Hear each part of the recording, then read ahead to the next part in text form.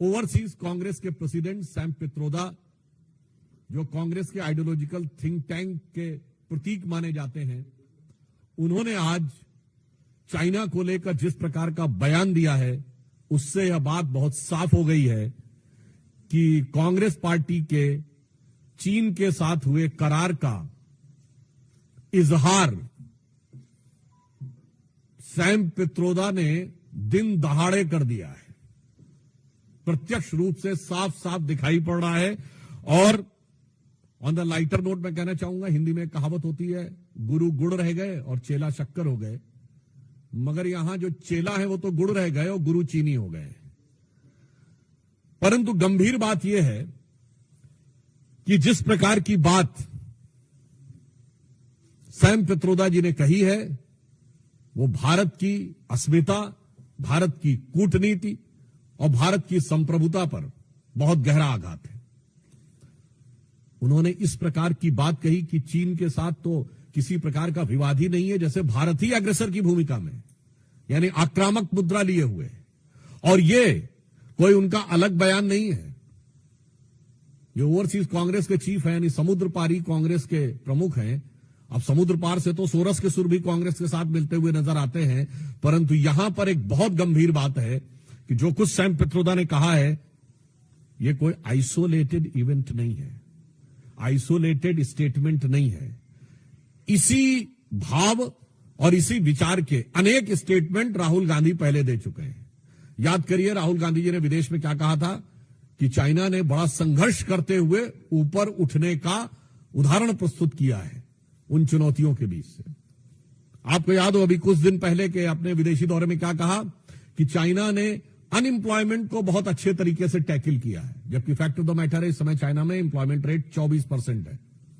2023 में जनवरी से लेकर जुलाई के बीच में अनएम्प्लॉयमेंट रेट वहां पर बढ़ते बढ़ते हो गई 17-18%। और उन्होंने फिर जुलाई 23 से जनवरी 24 डाटा देना बंद कर दिया, फिर डाटा का बेस चेंज किया और जनवरी से लेकर अगस्त के बीच में किया, फिर बदले बेस पर भी वो 24% हो गई। मगर राहुल गांधी जी को उसमें बहुत महान चीज नजर आती है। फिर याद करिए, यही लोग कहते थे कि चाइना में प्रेस फ्रीडम इंडेक्स में हमसे ऊपर है, जबकि चाइना के डिफेंस मिनिस्टर ली शॉन्गफू गायब हो गए, चाइना के फॉरेन मिनिस्टर क्विंग गैंग गायब हो गए, वहां की सबसे बड़ी कंपनी अलीबाबा के चीफ जैक मा गायब हो गए, परंतु इनको उसमें भी नजर आता था। अब आप आइए, इसके बाद उन्होंने कहा कि इकोनॉमिक ग्रोथ बहुत शानदार की गई है। ये सारे स्टेटमेंट्स हैं। और इकोनॉमिक ग्रोथ की फैक्ट ऑफ द पोजीशन यह है कि 2024 में दुनिया की सबसे बड़ी रियल एस्टेट कंपनी, जो एक चाइनीज कंपनी थी एवरग्रांड, उसकी लिक्विडिटी हो गई। हांगकांग कोर्ट ने कह दिया लिक्विडेट कर दिया जाए। चीन के ह्यूनान प्रोविंस में कई बैंक्स बैंकरप्ट हो गए, कितनी रियल एस्टेट कंपनीज बैंकरप्ट हो गई। That is one other thing. उस प्रक्रिया में जब हम यह देखते हैं कि यह बयान सैम पित्रोदा का आया है, पहली बात तो हम बहुत साफ करना चाहते हैं, भारत सरकार प्रधानमंत्री श्री नरेंद्र मोदी जी के नेतृत्व में विश्व के हर देश के साथ अच्छे और सौहार्दपूर्ण संबंध चाहती है, परंतु वो राष्ट्रीय स्वाभिमान, सुरक्षा और सुदृढ़ता को बनाए रखते हुए। अब इसके बाद उनका यह बयान कहना, तो मैं पूछना चाहता हूं, यह गलवान के शहीदों का अपमान है कि नहीं? मैं कांग्रेस पार्टी से सीधे पूछना चाहता हूं।